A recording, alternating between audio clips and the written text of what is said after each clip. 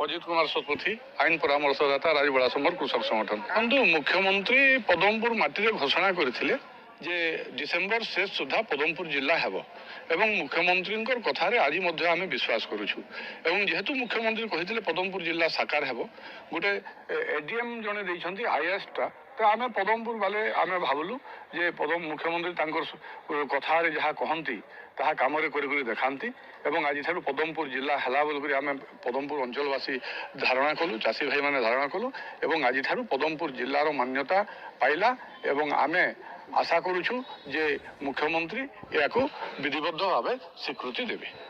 आज किसी नहीं चाषी भाई मैंने आसी गत राजबड़ा समर कृषक संगठन जो विशाल कृषक समावेश था से दिन घोषणा कराई मुख्यमंत्री जब डिसेम्बर 31 सुधा निजे न करेंगे ताहले अंचलवासी मुख्यमंत्री कथा को विश्वास करी पदमपुर जिला है बोल मानि ने पदमपुर जिला लेखा हेब एवं आज से हिसाब से डिसेम्बर 31 सुधा मुख्यमंत्री जो पदमपुर जिलार विधिबद्ध विज्ञप्ति प्रकाश कर आज आम कथा को विश्वास कर पदमपुर जिला है आम मान्यता पाइलु बोली अंचलवासी आम धारणा देछु। छत्तीसगढ़ में आपड़ देखु पदमपुर बॉर्डर अंचल अच्छी छत्तीसगढ़ राज्य एवं सेठारे चाषी मान प्रति जो माने जो प्रकार सुविधा अच्छी एवं धान क्विंटाल 3100 टंका अच्छी एवं आपड़ देखो 20 क्विंटाल धान बिक्री होची एवं है द्वितीय जिनिस है 1993 मसीह पदमपुर अंचल गोटे अवहेलित होती से जिला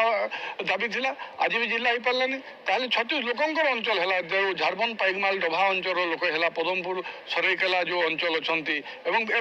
पदमपुर व्यापारिक संबंध अच्छी सामाजिक संबंध अच्छी भौगोलिक से गोटे एग्रिगेरियन एरिया पदमपुर गोटे एग्रिगेरियन एरिया तो गोटे टोपोग्राफी और पूर्वर आम छत्तीसगढ़ जिते 18गढ़ भाग है पूर्वर आम छत्तीसगढ़ में थिलु तो जो सामाजिक सांस्कृतिक एवं अर्थनैतिक जो भाव विनिमय अच्छी